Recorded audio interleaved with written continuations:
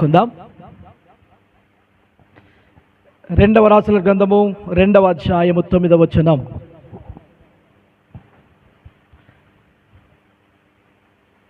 రెండవ రాసుల గ్రంథము 2వ అధ్యాయం 9వ వచనం. వారు దాటిపోయిన తరువాత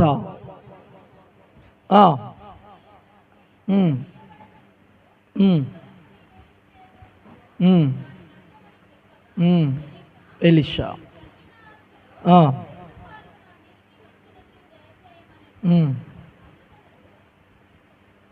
చాలు, చిన్న ప్రార్థన చేసుకుందాం. దయగల దేవా, నీకు వందనాలు, స్తోత్రములు, స్తుతులు చెల్లిస్తున్నాం. నువ్వు గొప్ప దేవుడు, నువ్వు సర్వశక్తిమంతుడు. ఈ రోజున 2వ రాజుల గ్రంథము 2వ అధ్యాయము 9వ వచనం ద్వారా తండ్రి మీరు మాతో మాట్లాడండి, మీరు మాతో మాట్లాడండి. కాలిగున్న మా హృదయాలను నీ వాక్యం చేత నింపండి. దేవానికి స్తోత్రాలు, స్తుతులు చెల్లిస్తూ యేసు నామములో వేడుకుంటున్నాం తండ్రి, ఆమేన్. దేవుని నామానికి స్తోత్రాలు. ప్రభువైన యేసుక్రీస్తు నామములో కూడి ఉన్న మీ అందరికీ వందనాలు తెలియజేస్తున్నాను. ఈ సమయంలో మనం కొన్ని నిమిషాలు దేవుని యొక్క వర్తమానం విందాం, వాక్యాన్ని విందాం. మీకు తెలిసినటువంటి మాటలు గుర్తు చేయడానికి నేను ఇష్టపడుతూ ఉన్నాను. రైట్,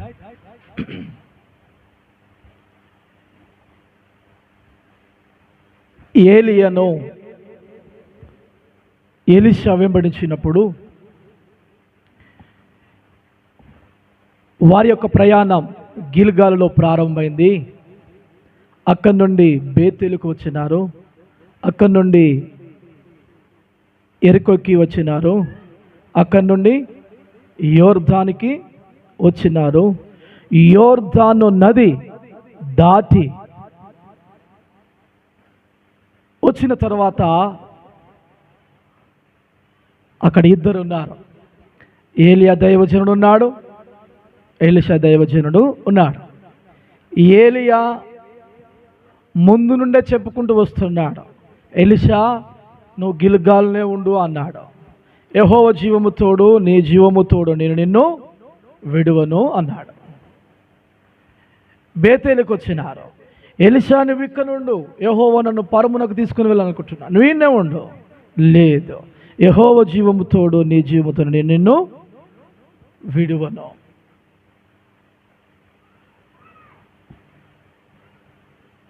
అట్లు ఎరుకో, అట్లు యోర్దాను దగ్గర, యోర్దాను నది దాటవలసి ఉంది. యోర్దాను నది దగ్గర కూడా అడిగినాడు, ఎలీషా నువ్వు ఇక్కడ ఉండు, ఇక్కడి నుంచి నువ్వు తిరిగి వెళ్ళు నీ ప్రదేశానికి. నీవు లేదు లేదు లేదు లేదు లేదు, యెహోవా జీవము తోడు, నీ జీవము తోడు, నేను నిన్ను విడువను అని చెప్పినాడు. అక్కడి నుండి యోర్దాను నది పాయలైన తర్వాత దాటి అవతలికి వెళ్ళినారు. ఎలీషా గిల్గాల్లో ఉండమన్నాను, గిల్గాల్లో ఉండలేదు. బేతేల్లో ఉండమన్నాను, బేతేల్లో ఉండలేదు. ఎరుకోలో ఉండమన్నాను, ఎరుకోలో నీవు ఉండలేదు. యోర్దాను నది అవతల ఉండమన్నాను, అక్కడ కూడా నీవు ఉండలేదు.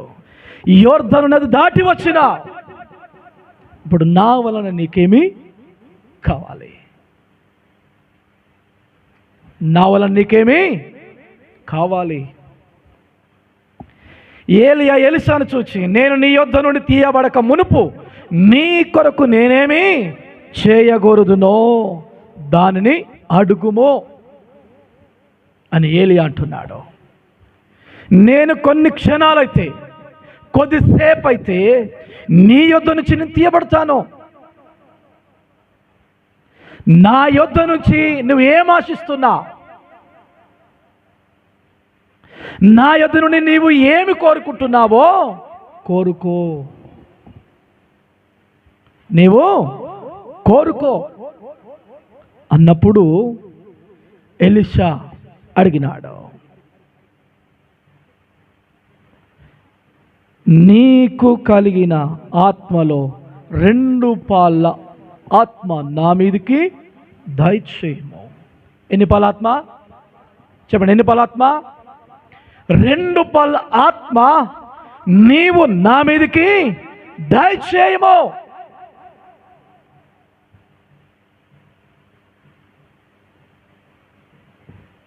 ఏలియా బిత్తరపోతున్నాడు, అసలు పరిశానలో పడ్డాడు.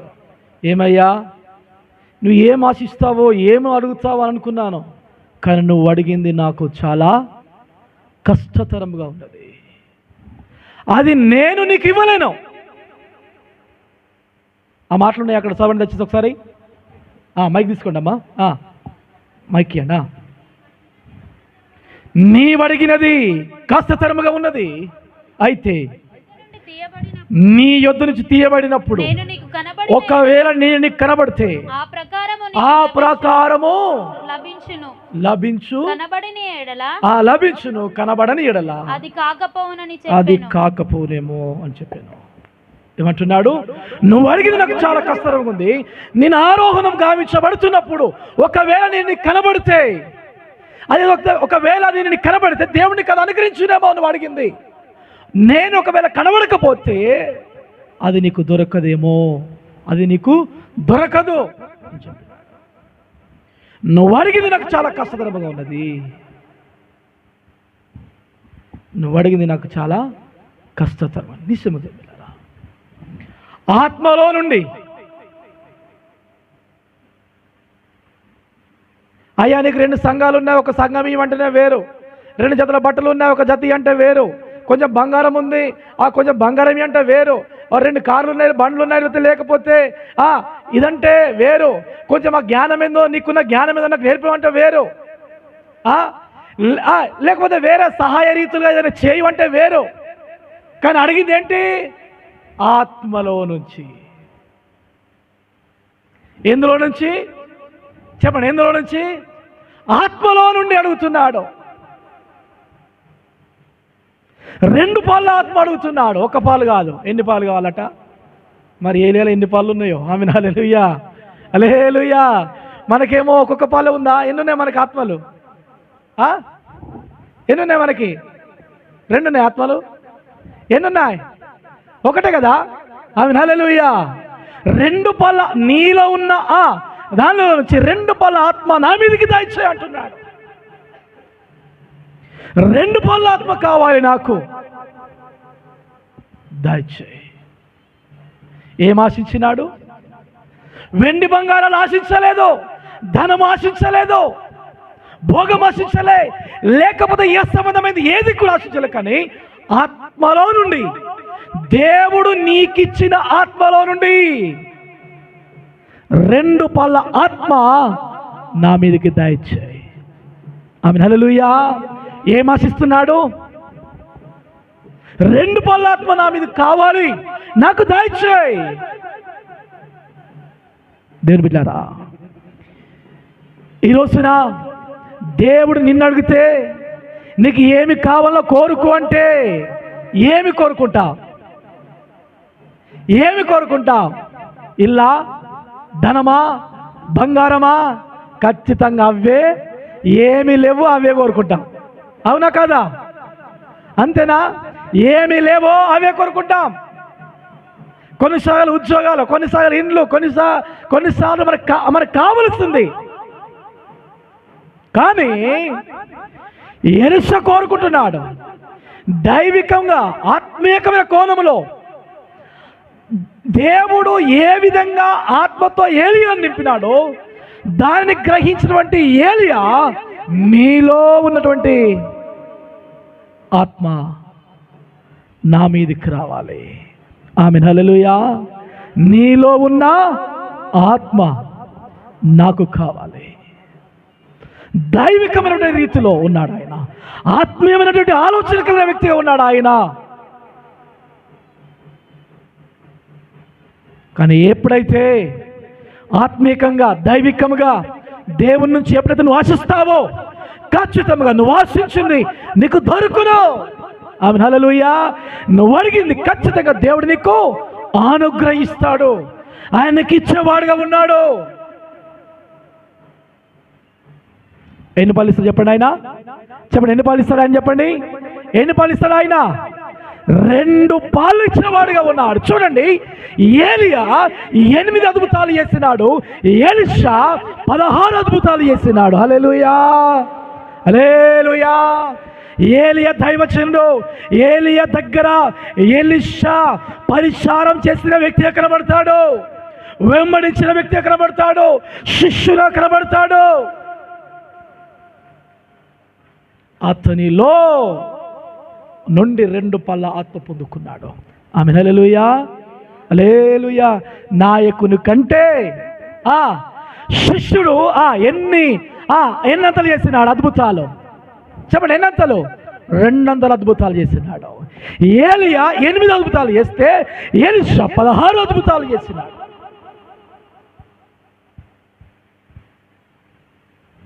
ఆమేన్, హల్లెలూయా. అడిగిన వెంటనే అక్కడనే అదే స్థలంలోనే తాను అద్భుతాలు చేయడం ప్రారంభించినాడు. పోయేటప్పుడేమో ఏలియా పాయలు చేసినాడు, వచ్చేటప్పుడు అదే దుప్పటి తీసి యోర్దాను మీద కొట్టినాడు. ఎలీషా కొట్టగా 2 పాయలు అయిపోయింది. ఆమేన్, హల్లెలూయా. దేవునికి అసాధ్యమైనది ఏది కూడా లేదు. దేవునికి సమస్తము సాధ్యము. నువ్వు అడిగింది ఆయన ఇచ్చువాడుగా ఉన్నాడు, నువ్వు కోరినది ఆయన ఇచ్చువాడుగా ఉన్నాడు, నువ్వు ఆశించేది ఖచ్చితంగా దేవుడు నీకు అనుగ్రహించువాడుగా ఉన్నాడు. కానీ 2 పళ్ళ ఆత్మ పొందుకునికి, 2 పళ్ళ ఆశీర్వాదం పొందుకునికి, 2 పాళ్ళగా తాను దీవించబడనికి, గొప్ప దైవజనుడిగా దీవించబడనికి 2 కారణాలు ఉన్నాయి. ఆమేన్, హల్లెలూయా. ఎలీషా అడిగింది పొందుకోనికి 2 కారణాలు. ఒకటి చూద్దాం దయచేసి. మొదటి రాజుల గ్రంథం 19వ అధ్యాయం 19వ వచనం. 19వ అధ్యాయం 19వ వచనం.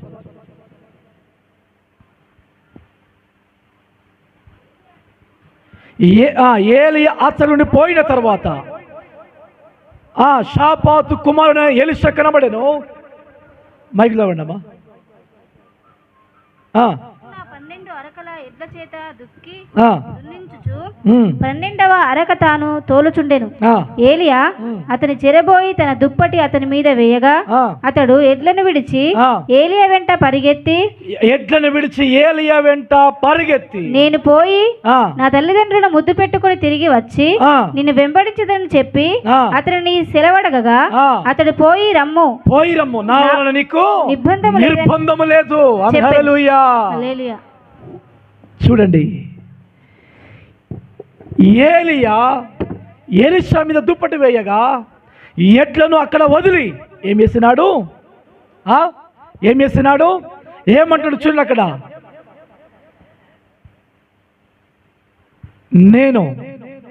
అతడు ఎడ్లను విడిచి ఏలియా వెంట పరిగెత్తి నేను పోయి నా తల్లిదండ్రుల ముద్దు పెట్టి తిరిగి వచ్చి నిన్ను వెంబడించదనని చెప్పి అతన్ని సెలవడగా అతడు పొమ్ము, నా వల్ల నీకు నిర్బంధము లేదు అన్నాడు.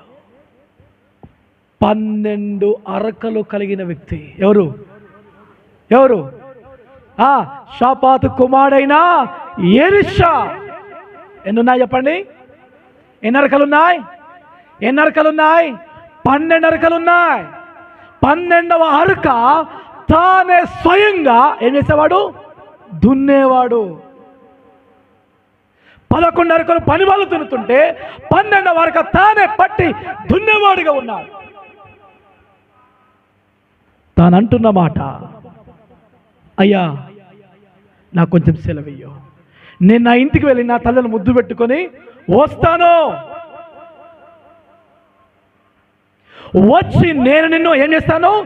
వెంబడిస్తాను. ఆమేన్, హల్లెలూయా, హల్లెలూయా. నేను నిన్ను వెంబడిస్తాను.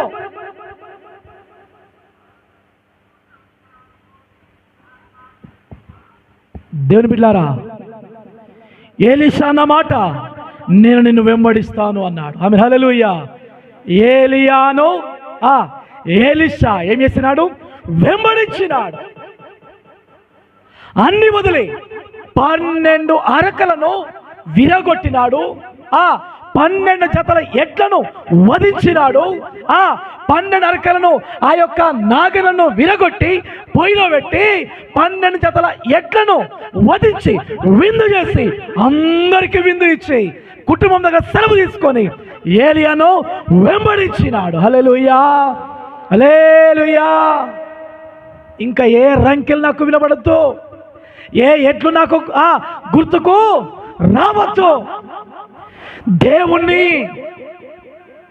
వెంబడించేటప్పుడు, యేసయ్యను వెంబడించేటప్పుడు, పరిచర్య చేయాలని, ప్రభు యొక్క సేవ చేయాలని వెంబడించే వారి యొక్క జీవితంలో ఎలాంటివి కూడా కనబడకూడదు. ఆమేన్, హల్లెలూయా. ఎలాంటి ఆశలు ఉండకూడదు.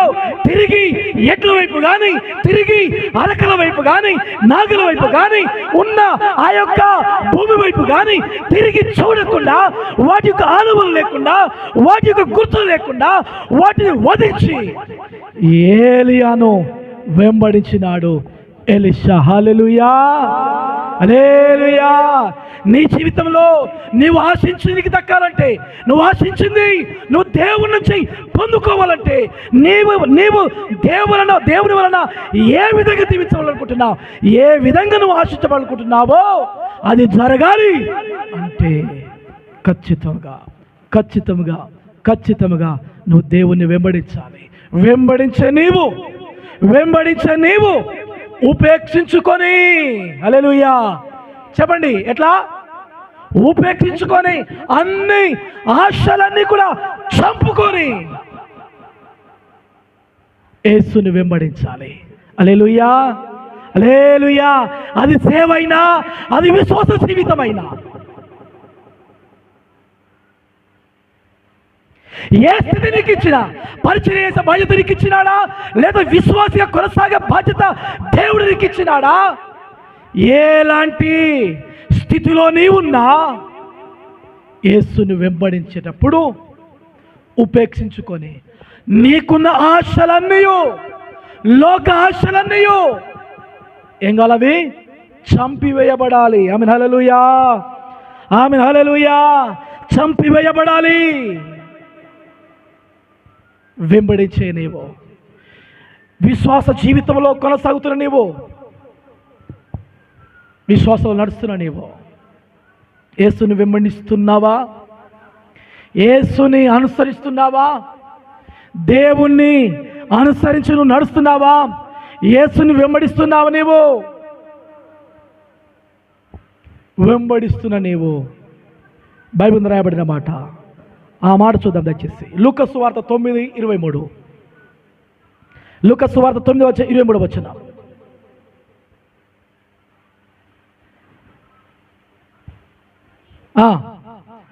ఆయన అందరితో ఇట్లనెను, ఎవడైనా నన్ను వెంబడింప గోరిన యెడల తన్ను తాను ఉపేక్షించుకొని ప్రతిదినం తన సిలువనెత్తుకొని నన్ను వెంబడింపవలెను. ఎట్లనట? తన్ను తాను తన్ను తాను చంపుకోవాలి క్రీస్తు కొరకు. ఏ ఆశలున్నా, ఏమున్నా వాటిని చంపుకొని యేసుని వెంబడించాలి. ఈరోజున నా ప్రియ సహోదరి సహోదరుడా, తన్ను తాను ఉపేక్షించుకొని ప్రతిదినం తన సిలువనెత్తుకొని, ఎట్లనట? తను తన సిలువనెత్తుకొని. సిలువ భారముతో కూడింది. సిలువ అనగా శ్రమలతో కూడింది. యేసును వెంబడించేటప్పుడు ఎన్నో శ్రమలు ఉన్నాయి, ఎన్నో ఆశలు ఉన్నాయి, మానవునికి ఎన్నో బాధ్యతలు ఉన్నాయి. వాటిని ఏం చేయాలా? ఉపేక్షించాలా, చంపివేయాలా, సిలువనెత్తుకోవాలా. కష్టాలను, బాధలను, ఇబ్బందులను, శ్రమలను, అవమానాలను ఓర్చుకుంటూ ప్రతిదినం నీవు యేసును వెంబడించవలసిన అవసరత ఉన్నది. మత్తయి సువార్త 10:38 వచనం. మత్తయి సువార్త 10:38 వచనం.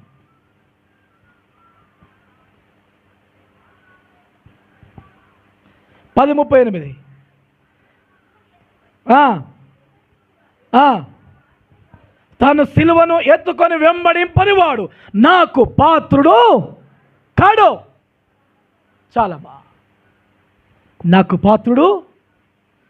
సిలువ అంటే భారము, సిలువంటే, శ్రమలంటే భయము, దేవుని సేవలో వెళ్ళాలంటే, విశ్వాసంలో వెళ్ళాలంటే ఎన్నో వాడికి భయపడుకుంటూ ఉంటే కుదరదు. నన్ను వెంబడించేవాడు ఎట్లా ఉపేక్షించుకోవాలి, సిలువనెత్తుకొని నన్ను వెంబడించాలి. వెంబడించకపోతే వాడు నాకు పాత్రుడు కాడా. కనుక నా ప్రియ సహోదరుడా, ఈ రోజున మనము ఏ రీతి ఉన్నాం?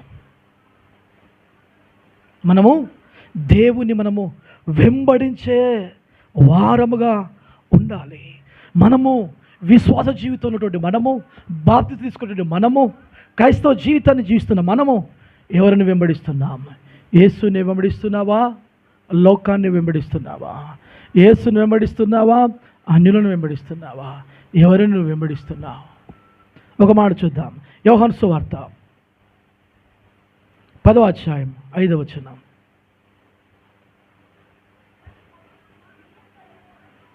అన్యుల స్వరము అవి ఎరగవు,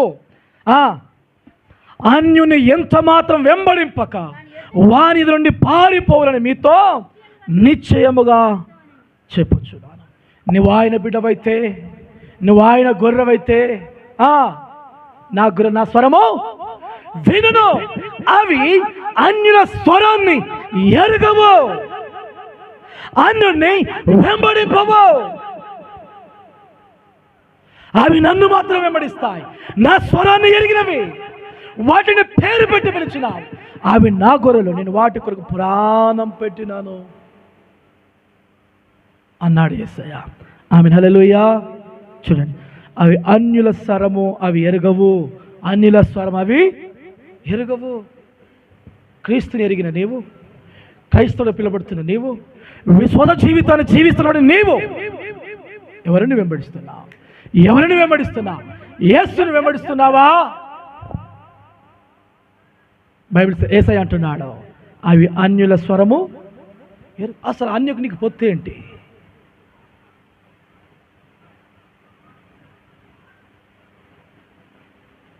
అన్యులకు నీకు పొత్తేంటి?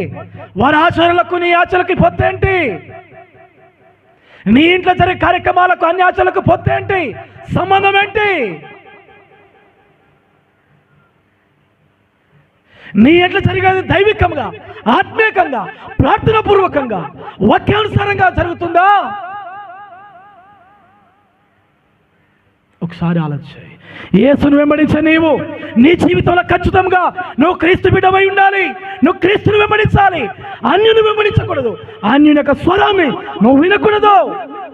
వారి యొక్క ఆలోచనలు నువ్వు ఎంత మాత్రము లెక్క చేయకూడదు. వాటిని నీవు వదిలిపెట్టాలి, వాటిని నువ్వు విడిచిపెట్టాలి.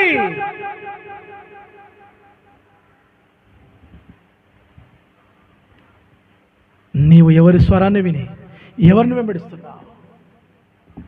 ఒకవేళ నీ జీవితంలో అన్యుని స్వరం వింటున్నావంటే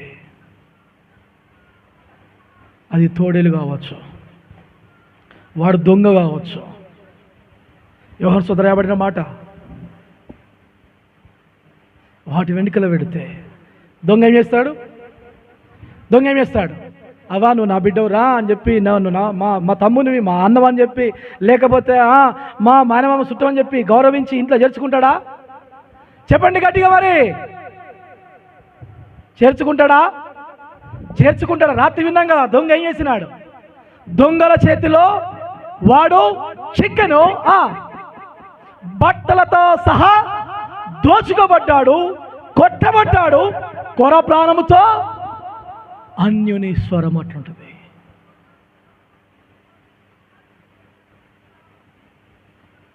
అర్థమవుతుంది కదా? అన్యుల స్వరం వింటే, అన్యులను వెంబడిస్తే, ఇతరులను వెంబడిస్తే, దేవుని వెంబడించకుండా లోకం వైపు చూస్తూ లోకంలో అన్ని ఆచరణల వైపు నువ్వు వెళితే నువ్వు దొంగల చేతికి చిక్కుతావు. జాగ్రత్త. వాడు ఎప్పుడు వస్తాడో, ఏ విధంగా వస్తాడో తెలియదు. తోడేం చేస్తుంది? తోడేలు నాతో పాటు రా, అడవికి రా, మంచిగా ఒకసారి కలిసి మేద్దామని కలిసి తిందామని పిలుచుకుంటుంది. ఏమైనా దొరకంగానే వెంటనే నీ గొంతు కట్టు. ఏం కట్టు? ఏమి కట్టు చెప్పండి? నీ గొంతు కట్టు. గొంతు కట్ చేస్తే ఏం అరవలేవు. ఇంకా కొందరు సాతానికి బందీలు అట్లనే ఉన్నారు. ఏమన్నా జరగనిగా దేవుడు గుర్తుకురాడు, వాక్యం గుర్తుకురాదు, మందిరం గుర్తుకురాదు, దేవుని సేవ అసలు ఏమీ గుర్తుకురాదు. ఏం చేసినాడు? గొంతు కట్ చేసినాడు. ఒర్రకుండా, మాట్లాడకుండా, నోరు మూసుకుని ఉండేటట్లు చేసినాడు. సాతానుకు బానిస, అనునికి బానిస, లోకానికి బానిస, నీ బ్రతకే బానిస బతుకు. యేసును వెంబడించే నీవు యేసు యొక్క స్వరం గుర్తుపెట్టాలి. దేవుని యొక్క స్వరం ఏంటి, అను యొక్క స్వరం ఏంటి అన్న గుర్తుపట్టాలి. తోడేల స్వరం ఏంటి, ఆ దొంగ స్వరం ఏంటి అన్న గుర్తుపట్టాలి. ఆ స్థితిలో నువ్వు లేవు అంటే నువ్వు సరి అయిన విధానంలో ఉపేక్షించుకోవడం లేదు. సరి అయిన విధానంలో నువ్వు యేసును వెంబడించడం లేదని అర్థం. ఆమేన్. హల్లెలూయా. హల్లెలూయా. గొప్ప హల్లెలూయా.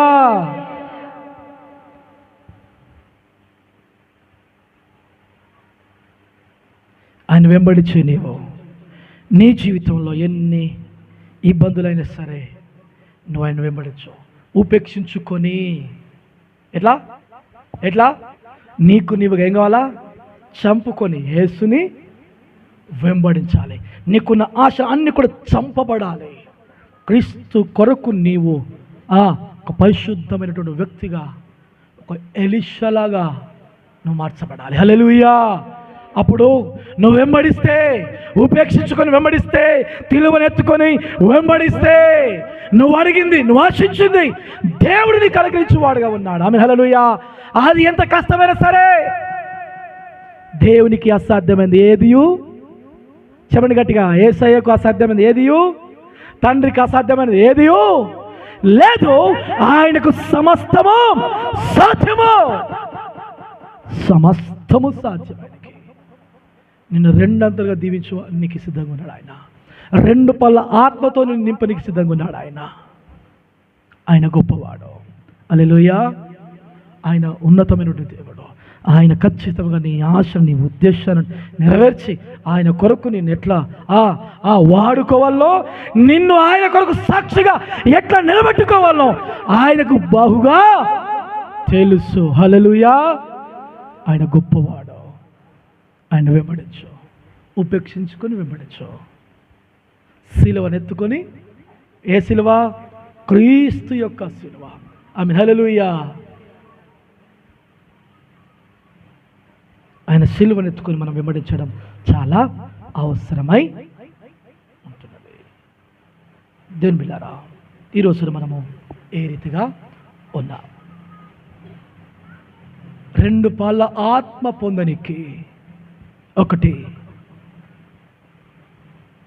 ఏలియాను ఎలీషా వెంబడించినాడు. వెంబడించాలి. ఎవరిని వెంబడించాలి చెప్పండి? ఎవరిని వెంబడించాలి చెప్పండి? యేసును వెంబడించు. యేసును వెంబడించు. ఆ పోలికలు నీకు వస్తాయి. ఆ ఆత్మ నీకు వస్తుంది. క్రీస్తును వెంబడిస్తే క్రీస్తు యొక్క గుణగణాలు వస్తాయి, క్రీస్తు యొక్క లక్షణాలు వస్తాయి. లోకాన్ని వెంబడిస్తే 6 నెలలు ఎవరైనా సోపతి ఎత్తారట, వాడు వీడైతాడట, వాడైతాడట. మరి మనం ఏందేళ్ళ యేసయ్య నమ్ముకొని 50 ఏండ్లాయా, 30 ఏండ్లాయా, 25 ఏండ్లాయా అని అంటారు కొంతమంది. కానీ యేసు మాత్రము ఎట్లా వెంబడించాలో తెలియదు, ఎట్లా విశ్వాసాలు జీవించాలో కూడా 50 ఏండ్లాయా నమ్ముకొని అన్న మాట మాత్రము గట్టి వస్తుంది.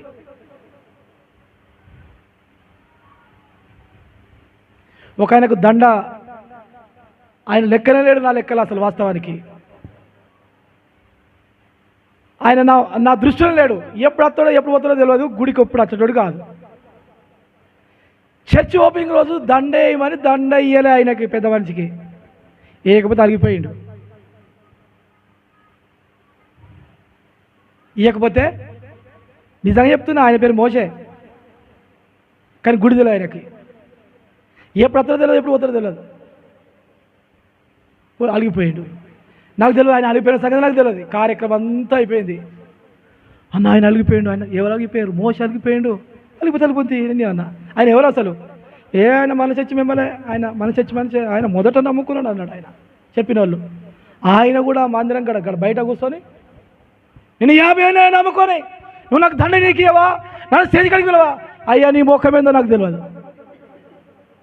నువ్వు ఎప్పుడైనా వచ్చి ప్రార్థన చేసినావా మందిరంలో? ఎప్పుడైనా వచ్చి మందిరం ప్రార్థన చేసినావా?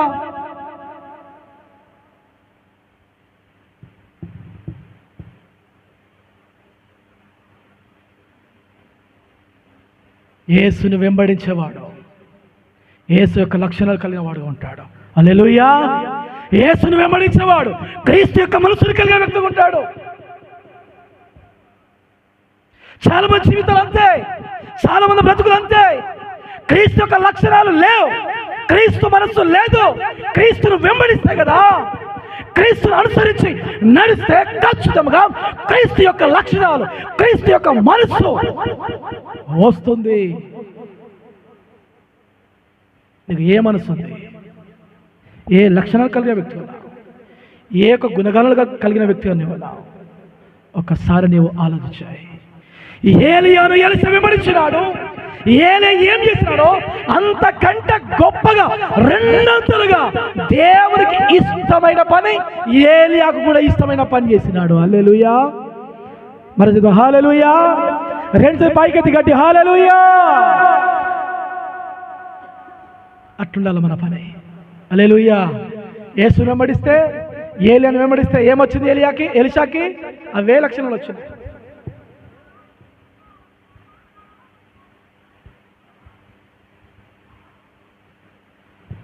దీని పిల్లరా,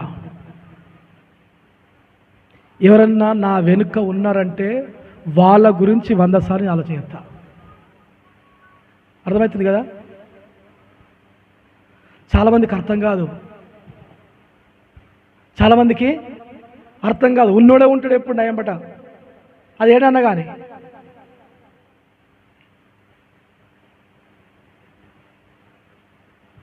నా కోరిక ఏముంటుంది తెలుసునా?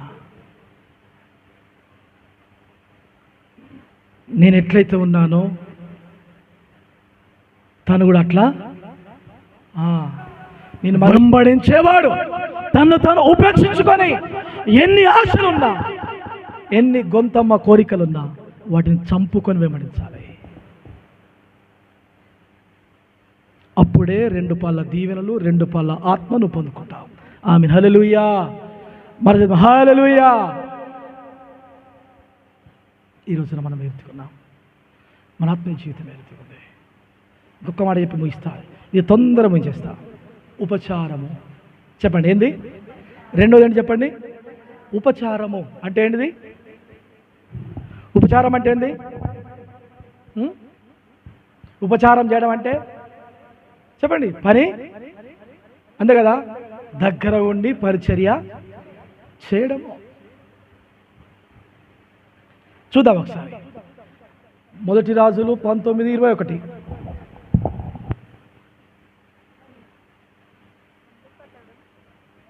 అందుకతడు అతనిని విడిచి వెళ్ళి కాడియేండ్లను తీసి వధించి వాటిని వధించి గుర్తి నొగల చేత వంట చేసి జనులకు వడ్డించెను. వారు భోజనం చేసిన తరువాత అతడు లేచి ఏలియా వెంబడి వెళ్ళి అతనికి ఉపచారము చేయించుండెను.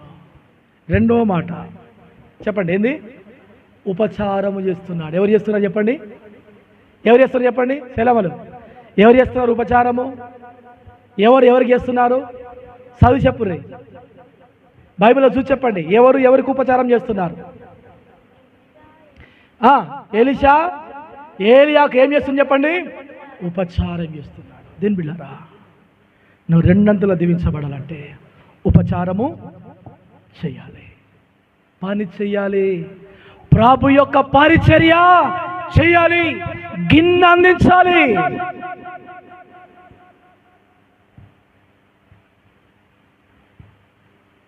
పరిచర్య చేసేవారు తన్ను తాను తగ్గించుకోవాలి, తన్ను తాను దాసునిగా తగ్గించుకోవాలి, కానీ పరిచర్య ప్రభు యొక్క పని చేయాలి. ఆ పని చేస్తున్నాడు. 12 జతల ఎడ్లున్న వ్యక్తి ఒక్కరుకుంటేనే ఒక్కరకు ఉండాలంటే ఎన్ని ఎకరాలు ఉండాలి ఆయనకి? నాకు తెలియదు, మీరు చెప్పురు బాపులు అన్నలు. ఆమె హల్లెలూయా. 10 ఎకరాలు అంతేనా? కనీసం 10 ఎకరాలు ఉండే మన ఎట్లు మనకు ఉండాలా, మన ట్రాక్టర్ మనకు ఉండాలా, మన జీతగాడు మనకు ఖచ్చితం, అంతేనా? రైట్. మరి 12 జతలు ఉన్నాయంటే అంతేనా? మరి 120 ఎకరాలు. ఆమె హల్లెలూయా. ఆ స్వామి ఏం చేస్తున్నాడు? 5 ఎకరాలు ఉంటే నాకేం తక్కువ ఉంది, 5 ఎకరాలు ఉంది, నాకేం 10 ఎకరాలు ఉంది, నాకు 20 ఎకరాలు ఉంది. నాకు కొంచెం ఉంటే మన పోకడ మారుతుంది, మన తీరు మారుతుంది, మన నడక విధానం మారుతుంది, మన మాట విధానం మారుతుంది. ఈయన విధానం ఏమైంది? తగ్గింది. హల్లెలూయా, హల్లెలూయా. దాసునిగా మార్చబడ్డది, ఉపచారం చేసే వ్యక్తిగా మార్చబడ్డాడు. పరిచర్య చేయనికి ఇష్టపడుతున్నాడు, పని చేయనికి ఇష్టపడుతున్నాడు. దీని బిడ్డారా, విశ్వాసిగా ఉన్న నీ జీవితంలో, సేవకుని ఉన్న నీ జీవితంలో ఖచ్చితంగా నీ తీరు మారకూడదు. యేసయ్య అన్నాడు, యేసుప్రభువు వారు ఏమన్నాడు తెలుసునా? నేను పరిచర్య చేయించుకోనికి రాలే, నేను ఉపచారము చేయనికి వచ్చిన అన్నాడు ఆయన. ఆమేన్, హల్లెలూయా, హల్లెలూయా. నిన్ననే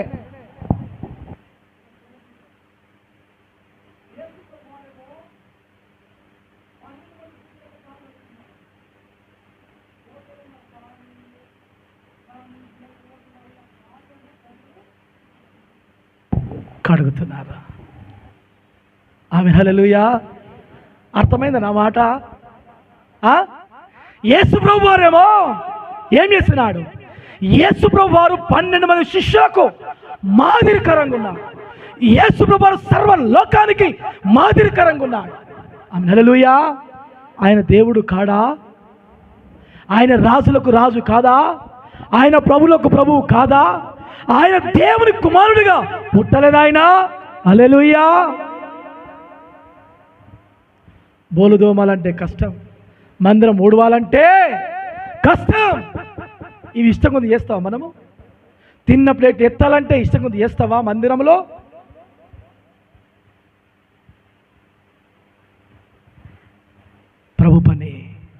ప్రభు పని నీవే తగ్గించి చేయాలి.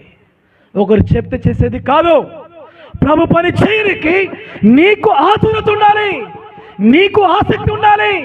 అది గేట్ దగ్గర చెప్పులైనా, లోపల మందిరంలో ఊడ్చే పని అయినా, కార్పెట్లు వేయడమైనా, ఏది అయినా సరే నీకు ఉండాలి, నీ మనసుకు ఉండాలి. అది ఒకరు చెబితే వచ్చేది కాదు.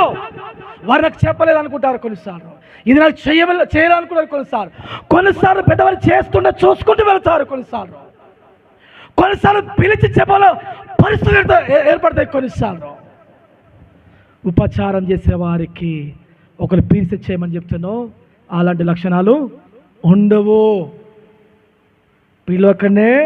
పిలవకంటే ముందే వస్తాడు. చెప్పినాడు, ఏమైనా నువ్వు నాకు ఉపచారం చేయాలని చెప్పండి. హల్లెలూయా. మనసిద్ధం. హల్లెలూయా. 40 నిమిషాలు అయిపోయింది నాది ప్రసంగం ఆల్రెడీ. రైట్, ఓకేనా? ఇక ముగింపులో ఉన్నా నేను. ఎలీషాను పిలిచినా, నువ్వు నాకు గిన్నె దించాలా, నాకు ఉపచారం చేయాలా, నాకు పరిచయం పిలిచినాడా? పిలువలేదు. హల్లెలూయా. కానీ ఏలియాకు ఏం చేస్తున్నట? ఉపచారం చేస్తున్నాడట. హల్లెలూయా, హల్లెలూయా. ఉపచారం చేస్తున్న వ్యక్తి ఇప్పుడు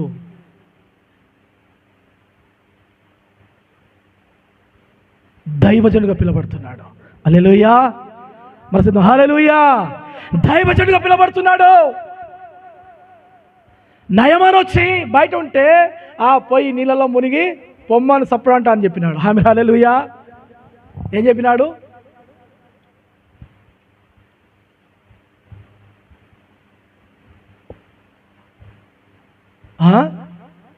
నేను పోతే కనీసం బయట కూడా రాలే, బయట కూడా రాలే, మా దగ్గర నదులు లేవా? అలా మునిగితే మేము బాగుపడతాడా? మునిగితే దేవజన ఏం చెప్తే కదే అంతే. ఆమె హల్లెలూయా. ఒక రోజున ఉపచారం చేసినాడు, ఈ రోజున దైవజనుడిగా దేవుడు దీవించినాడు. హల్లెలూయా. ఉపచారం ప్రభు పరిచర్య చేయనికి ఇష్టముగా చేయి, ఇష్టంతో చేయి. కష్టంతో చేస్తే, ఏ రోజు కష్టంతో చేసినా ఆ పని నీకు దీవెనకరంగా మారది. దేవుడు నీకు ఏది అప్పచెప్పినా, ఊడిసేది అప్పచెప్పినా, కార్పెట్లు వేసేది అప్పచెప్పినా, తుడిచేది అప్పచెప్పినా, మందిరం పని చేయాలన్నా, ఏ పని నీకు అప్పచెప్పినా బాధ్యతగా చేయి. దేవుడు నిన్ను ఎలీషాలాగా దీవిస్తాడు. హల్లెలూయా, హల్లెలూయా. దేవుడు నిన్ను ఎలీషాలాగా, నీకు ఏది అప్పచెప్పినా, వాయిద్యాలు అప్పచెప్పినాడా, మైక్ సెట్ అప్పచెప్పినాడా, ఊడ్చే పని అప్పచెప్పినాడా, పాట పాడే పని అప్పచెప్పినాడా, సండే స్కూల్ టీచింగ్ పని అప్పచెప్పినాడా, నీకు ఏ పని దేవుడు నీకు ఇచ్చినా అది దేవుడు ఇచ్చినాడని తలంచు. ఇది దేవుని పని అని తలంచు, ఇది దేవునిది అని నువ్వు తగ్గించబడు, తగ్గించుకో. దేవుడు ఖచ్చితంగా నిన్ను హెచ్చిస్తాడు. హల్లెలూయా, హల్లెలూయా. నీలో మార్పు రావాలి, నీ జీవితంలో మార్పు రావాలి, నీ బ్రతుకులో మార్పు రావాలి, నీ మాట తీరులో మార్పు రావాలి, నీ ప్రవర్తన తీరులో మార్పు రావాలి. ప్రభు పరిచర్య చేసేటప్పుడు ఏది గుర్తుకు రావద్దు. ఆమేన్. హల్లెలూయా, హల్లెలూయా.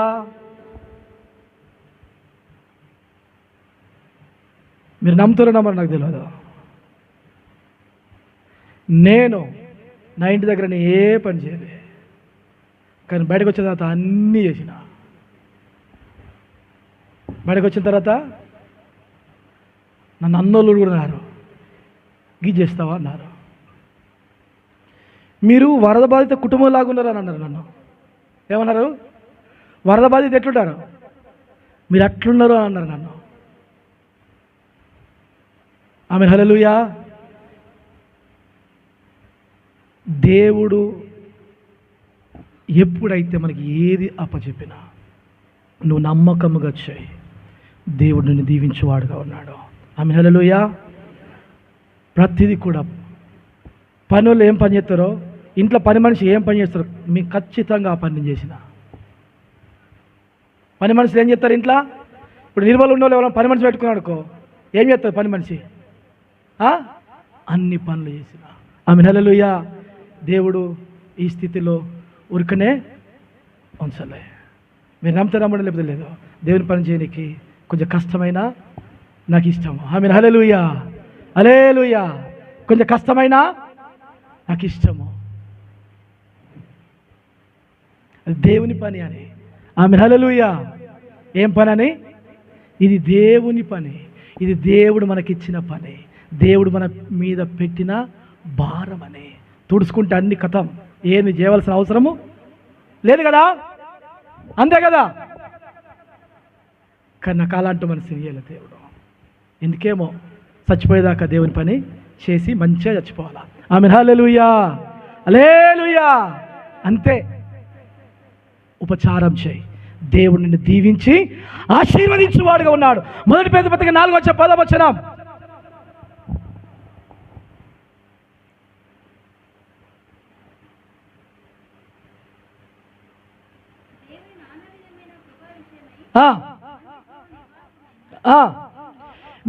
గృహ నిర్వాహకులయ్యుండి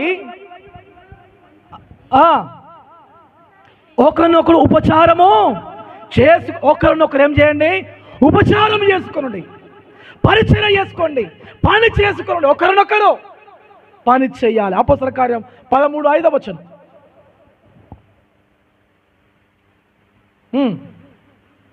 13:5 వారు సలమిలో ఉండగా యూదుల సమాజ మందిరములో దేవుని వాక్యం ప్రచురించుండరి. యోహాను వారికి ఉపచారము చేయువాడై ఉండెను. యోహాను ఏం చేస్తున్నట? వాక్య పరిచయం చేసిన వారికి ఏం చేస్తున్నారు? ఉపచారము చేస్తూ ఉన్నారు. ఉపచారం చేయడం చాలా అవసరమై ఉన్నది. యోహాను సువార్త 12:2 చదవండి చేసి. యోహాను 12:2 త్వరగా తీయండి, మనిషి ఒకటి చదవండి. మార్త ఉపచారం చేసాను. చాలు. మార్త ఏం చేసింది చెప్పండి? ఉపచారం చేసింది. యేసు ప్రభువు బేతనీయకు వచ్చినప్పుడల్లా ఏం చేసేది చెప్పండి? ఏం చేసేది? ఉపచారం చేసేది. మార్తనేమో వంటలు చేసేది, మరియనేమో పాదంలో కూర్చొని బోధ వినేది, లాజరేమో యేసయ్యతో పాటు కూర్చొని ఏం చేస్తుండే? అక్కడ భోజనమును కూర్చువాళ్ళలో ఒకడు ఎవరు? లాజరు, తినేవాడు. ఆమె హల్లెలూయా. ఉపచారం చేసినటువంటి మార్త, ఆమె హల్లెలూయా. హెబ్రీ 6:10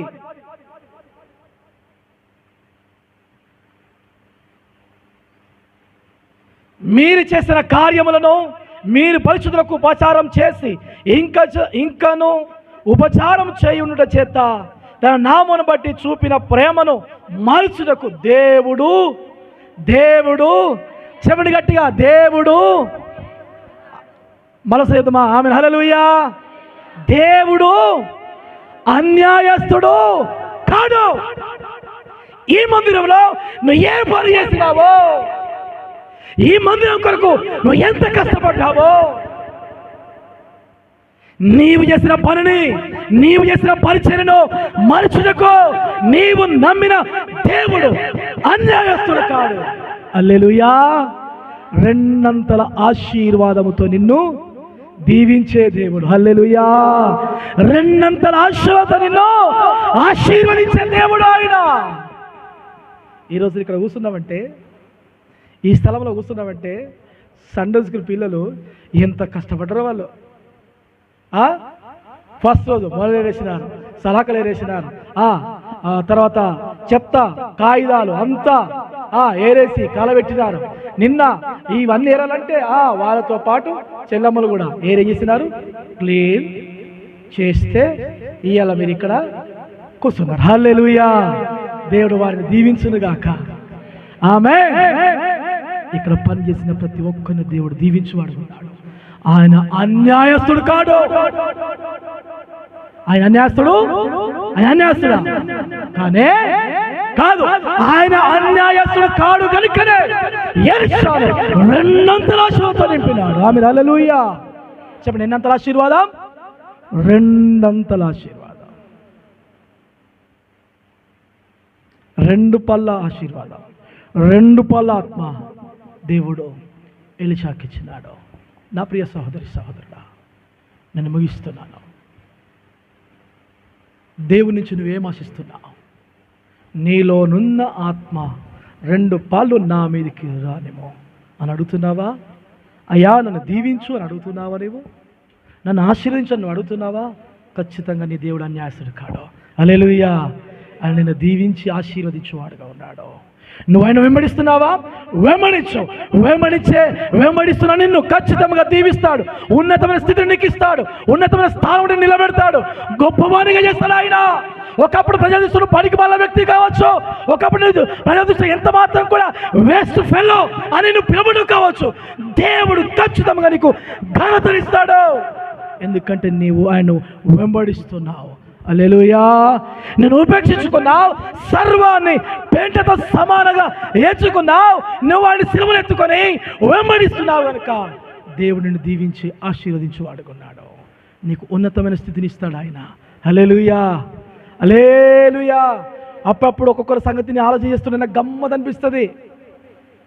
దేవుడు దీవించినాడు, దేవుడు దీవించిన విధము, దేవుడు ఆశీర్వదించిన విధము అది గొప్పగా ఉంటుంది. నా ప్రియ సహోదరి సహోదరులా, యవనస్తురాలా, దేవుని పనిలో దేవుని వెంబడించు, దేవుని పనిలో ఉపచారం చేయటకు వెనకాడకు. నా ప్రియ సహోదరి సహోదరుడా, స్త్రీలైన పురుషులైన ప్రతి ఒక్కరు కూడా, పెద్దవారు అందరికీ కూడా పరిచర్య చేయనికి, ప్రభు పని చేయనికి ఎంత మాత్రము వెనుకాడకు. దేని బిడ్డారా, ఉపచారం చేసేటప్పుడు నువ్వు తగ్గించుకో, దేవుని దీవించేవాడుగా ఉన్నాడు. హల్లెలూయా. దేవుడు నీకు ఉన్నతమైన స్థితిని నీకు సిద్ధంగా ఉన్నాడు. ఆయన అన్యాయస్తుడు కానే కాదు. నీలో ఉన్న ఆత్మలో నుంచి ఎన్ని పాలు ఇవ్వండి నాకు చెప్పండి, ఎన్ని పాలు ఇవ్వండి? 2 పాల ఆత్మ నా మీదకి వచ్చేటట్లు సహాయం. ఆ మాట చదువుకొని మనం ఊహించుకుందాం. ఇంకా 10వ వచనం, 2వ అధ్యాయము 12, 13వ వచనం, 12, 13వ వచనం, 2 వచనాలు. నా తండ్రి నీవే అని కేకలు వేశాను.